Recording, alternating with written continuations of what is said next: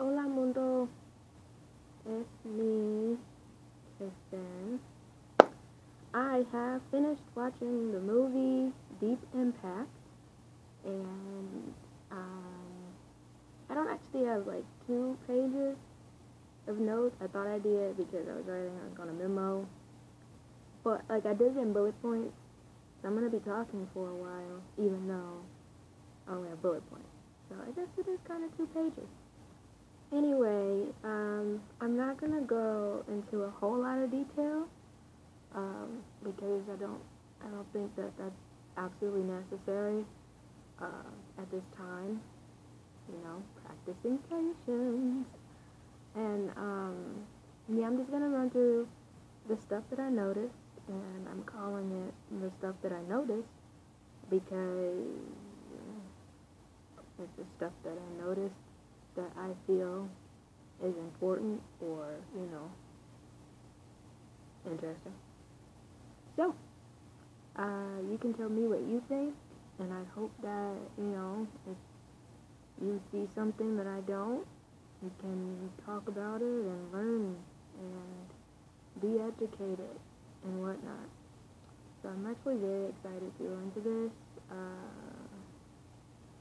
But yeah, here I go.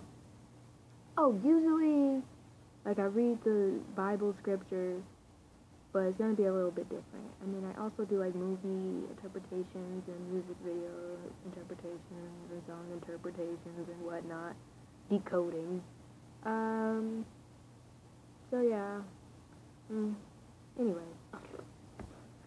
Okay, so the movie Deep Impact, released in 1998, starring Morgan Freeman, and directed by Mimi Leder, I believe, like Leder, begins with the single eye symbolism. It goes back to like ancient Egypt and stuff, and you also know that because like the first 2 characters you see are a boy and a girl, which go back to the whole Isis and Osiris thing. I believe I'm not 100% sure about all of the like everything, but I have the gist of some of this stuff. Like basically, that's why that was there, and I'm not gonna drop any names other than Morgan Freeman since he was, the star of the movie. I'm just gonna say something. So, I don't know, in the beginning, maybe I didn't hear correctly, but it sounded like when they were naming stars, because they were like looking, through telescopes into the sky. Oh, spoiler alert. And it just sounded like they named a star that had the word devil in it, like devil something or another. And I was like, oh, did I hear that correctly? I just jotted it down. They see a meteor coming, but they don't know what it is. Oh, what's that big rock? And then they show 1 year later, like across the screen, like on SpongeBob, 3 years later, and all that kind of stuff. And so I wrote down that shows a major time between major events. And the reason I thought that was important, and they do that all throughout the movie, this movie story takes place over a long period of time. And even after the story or the movie comes to an end, we're still informed that the story, and we know what's going to be going on with the characters, at least 2 years down the line after the movie actually ends. So in our minds, it's like, oh, those people, it's still going on. So it's a lot of time, and some major events. And the reason that's important to me is because we are now in 2015, at the end of it, and this movie came out in 98. And so I feel like that's kind of showing how events, just because they are very spread apart, doesn't mean that they're not significant or connected or, related in some way. Like, something that happened in 2001, 9/11, could actually be related to something that happens 2 years from now. And little do, the general population know, but, it is a possibility. even from generation to generation. Like, let's say somebody holds a grudge, 20 years down the line, have kids, and all they know is, well, my grandmother did not like your grandmother, so we can't be friends. You know what I mean? That whole, like, problems can go for years and years and years, and, like, that's why a lot of married couples don't want to be married, but still are, because, they married each other years ago, and they're still married years later, just different situation. So, just because events are 20 and 17 years apart doesn't mean that either event is not related to each other.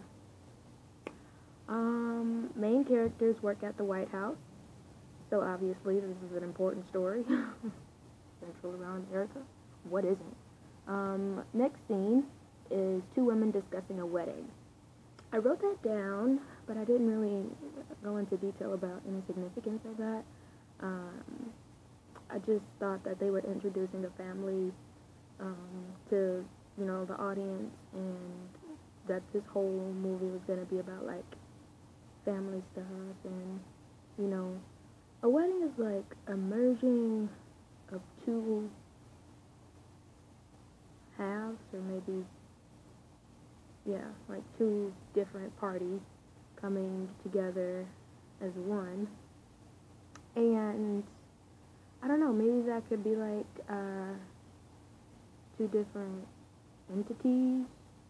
I'm just trying to think of like how this might relate to real life, as in history and the future, like maybe history and the future colliding, which would go back to the whole 1 year later thing, where this thing happened in 98 and here we are in 2015, and it's like, hey, wait a minute, everything that's happening in this movie is happening right now. That's weird. So yeah, scandal type scene. There was a scandal type scene, and that's why I was like, oh, this is some predictive programming or whatever they call it. It's like the new movie that woman, the new show that woman's gonna be on Fox with Megan Good, about the people that can see the future and can't stop it. But that's what that reminds me of. It's like they're showing us in 98 what this time frame in 2015 would be like. I mean, literally, when I say a scandal type scene, people who watch Scandal will know exactly what I mean. It's like, did they take that as a scandal? No, because it was filmed how many years ago, right? And so someone knew that we'd be at the point we are now, and there'd be like political shows on television that people would follow. And yeah, in that scene, the lady that is being interviewed by the reporter says, "I feel like I'm selling my soul right now." And she said it jokingly, but it's like, why would you joke about that? And why would you say that when you are in your own free will doing this? Like, I understand that temptation and stuff in the industry can be challenging, but I don't know, I just feel like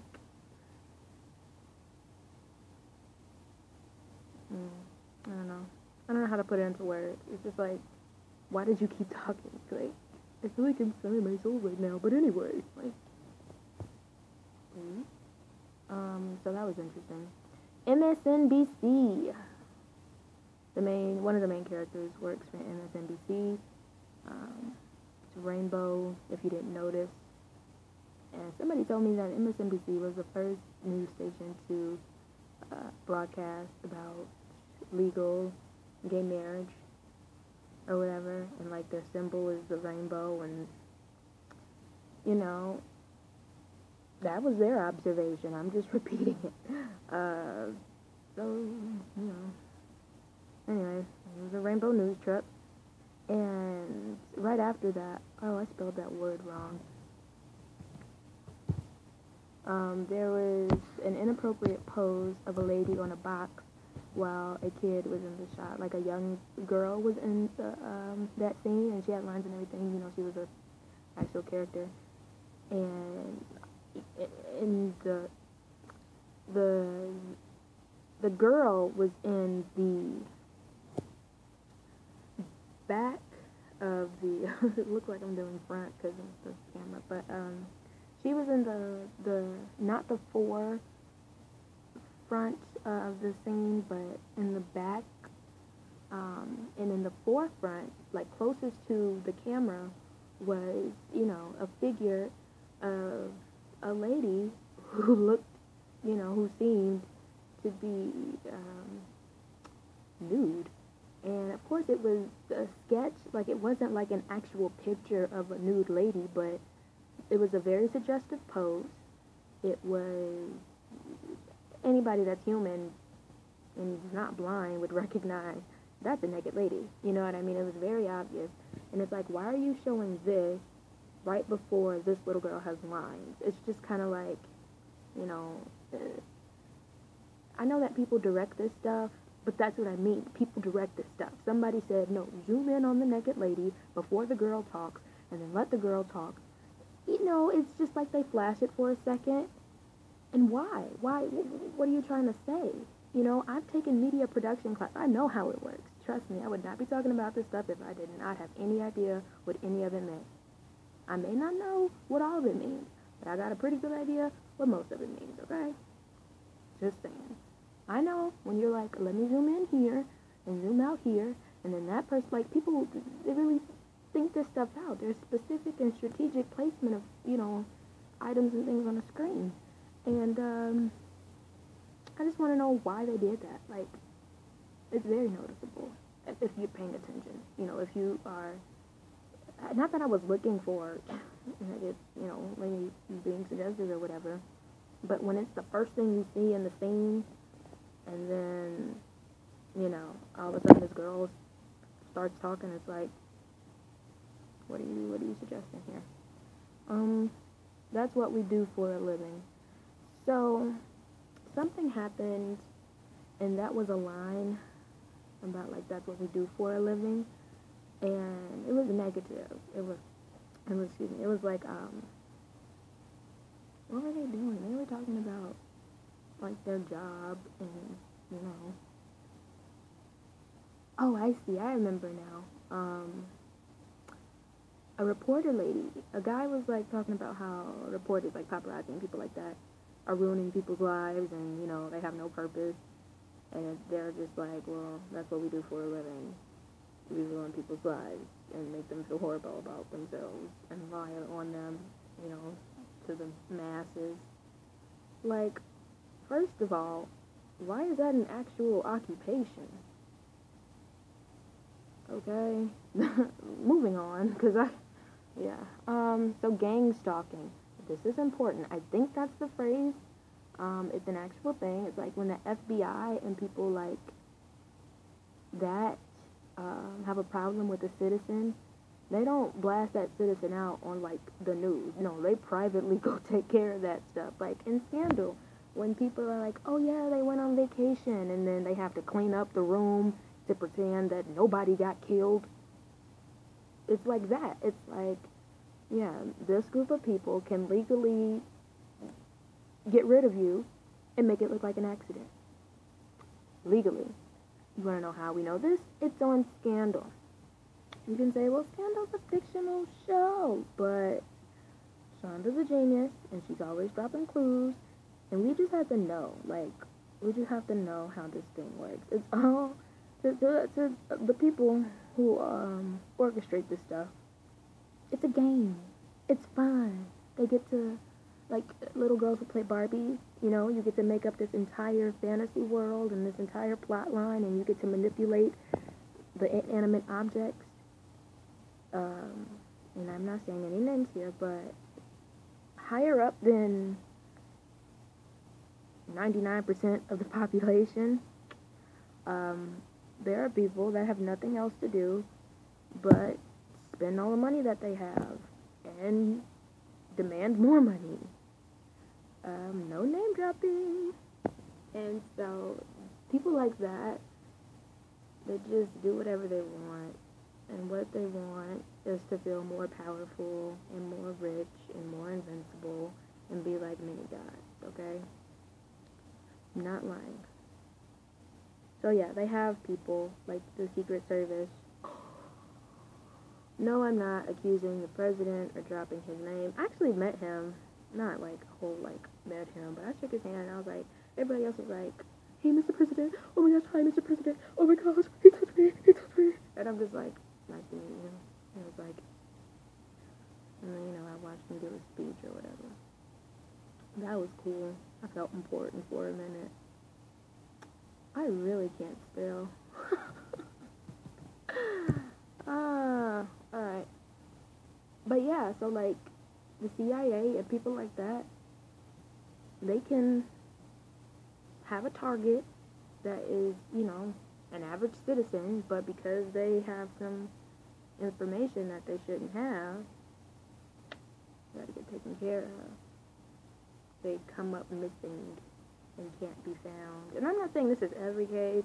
I'm not saying this is anybody that has a YouTube show. I'm not saying anything like that. I'm just saying in some instances there are very, very, very powerful people who have the ability to say kill and someone will be killed. Creation of atom bomb, a secret Manhattan project. So back to secrets. So the Manhattan Project. I learned about this, kind of forgot about it a little bit. But the creation of an atom bomb was kept secret. You know, we don't want to alarm the public. We don't want to, you know, cause chaos. Whenever that's the answer, you know there's a whole backstory you don't know. All this stuff about aliens who really exist. Rockwell. Area 51. Look, okay. If there are 3 rumors about it, they don't want to alarm the general public. They don't want to create chaos. Not yet. Okay? A lot of these big things that you might feel you deserve to know, that you can handle, they don't want to tell people because there are some people that just want to walk their dogs and jog every day. You know, they don't want to know about the world ending and atomic bombs. They want to hug a tree. That's what they want to do. Okay, so Morgan Freeman playing the president in 1998. Can they be more obvious? Broken family dynamic of main character. First of all, there's a whole lot of broken families and families that get broken in this movie. I think that's significant because, and I gotta scroll down here because some of my notes are like out of order. If you break the family, which was God's original foundation, I mean, come on. Do I have to finish the sentence? It's like you're trying to destroy the original plan, the original creation, which is, as we know, what is always trying to be done. They're always trying to destroy God's original way of doing things. Oh, we can do it better. You know, the devil came as a serpent and was like, no, you can be a god too, Eve. Duh. You know, and Eve was like, oh yeah, I can. You know, they're always trying to outdo God and stuff like that. So, yeah, broken families. I mean, that's just, even in the whole system that we live in, and it is a system that has been created. You know, if you have a broken family, things are just going to be harder. Things are going to be more challenging emotionally, financially, you know, etc. So, I mean, clearly, that right there is like the first, you know, in football, like, when do you do the first hut 1, hut 2, hut, like, kind of thing, like the first down? That's like the first down. That's like, first, we diminish the family dynamic. Oh, yeah, that sounds great, right? Okay, once you do that, then, let me scroll down here. I have that once you destroy, like, the family dynamic, you have, well, that'll go into later, but basically, they're easier to take advantage of, they're, easier to control, and just not together, you know, not right. Moving on. saviorship called the Messiah. I just had a problem with that. You shouldn't name a spaceship the Messiah. No hoarding, price freeze. Those were said by the acting president, Morgan Freeman, in the movie. When he was like, oh, we want life to go on as normal even though we're gonna be hit by huge comets, you know? No hoarding. Everything that was $2.50 before will be $2.50 later. You know, all that kind of stuff. Like, don't freak out. Life goes on as normal. And this is like before halfway through the movie, you know. So he's just like, yeah, there's some comets coming, but act natural. Isn't it true that not everyone in your administration believes that the Messiah will save us? So, isn't it true? This is what the reporter lady said. She has a broken family. Isn't it true that not everyone in your administration believes that the Messiah will save us?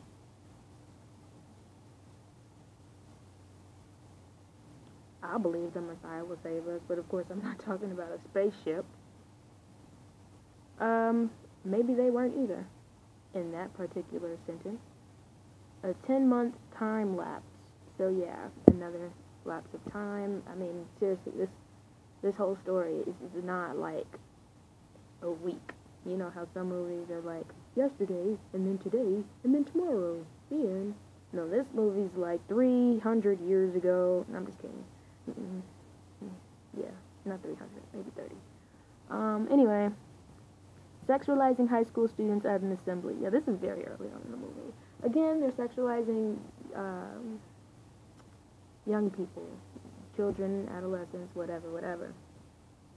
You know, today I was in the mall, and I saw some girl. I mean, people say I look like I'm 12, but these girls really look like they were 12. You know, clearly they were not young adults. They were, like, just getting out of their adolescent years. And, you know, they were walking around in their booty shorts and their hair and looking at shops. And I remember being in high school. You know, a lot of girls just, like, they go through low self-esteem stuff, and you just want a guy to think you're cute, and you're like, oh, is he gonna talk to me, you know? And then your hormones start doing whatever.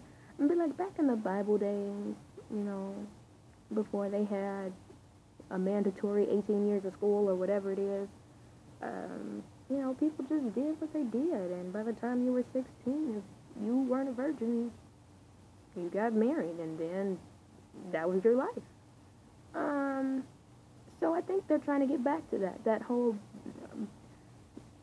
Bible days dynamic, where it was normal for 14, 15, 16-year-old girls and guys to have very sexual relationships and very, what we would, you know, call adult now lifestyles. You know, you think about, like, adult films. 13-year-olds don't have access to those. You know what I mean? But by the time one is, like, 16 and in high school and everybody's talking about it, temptation kicks in. I'm not speaking from experience. I'm just speaking out of watching all these movies and knowing what's going on. I was a very reserved kid in high school. Like, I had a horrible time. I was just a dork. I was bullied. It was bad. But that's beside the point. I wasn't thinking like that in high school. But I'm noticing now that a lot of high school age girls are. And I think it's sad that they feel like they have to. You know, I didn't care. You know, I was just a non-caring individual.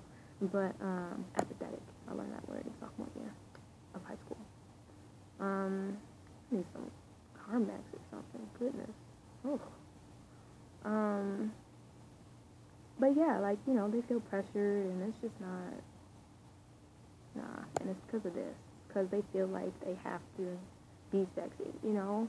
those girls, you know, I'm not trying to talk about body image or anything, but I just could not imagine, you know, that, you know, happening. Like, what if those girls were, I don't wanna go into that, but, I mean, they're trying to sexualize teenagers, and it's not good. They're also trying to sexualize preteens. That's another story. So, the last thing we'll do is step inside of a church. I don't do churches well. So, that's the line that somebody has. One of the astronauts in the movie says that. I don't know why they made that a point. They couldn't think of a better problem for him to have. I guess his little personal situation was that he didn't like churches and his wife did. You know, it had to be that problem. Okay, be more creative. The powers that be, God and Jesus. I just don't understand why they would say the powers that be unless they weren't referring to God or Jesus. 5 months later. So again, major elapse of time. Where's my mouse? Oh, come on. Okay, so underground caves in Missouri. This is really interesting. This is about halfway through the movie. I said that equals Walmart tunnels. If you don't know what Walmart tunnels are and underground survival caves are, please go look it up. I'm not going to do an expose on it right now, but they are real. They exist. They're being built in secret. Like, people who do investigations know, but you know, most people who just go about their daily lives, they aren't aware that, you know, there are secret tunnels and whatnot connecting all the Walmarts throughout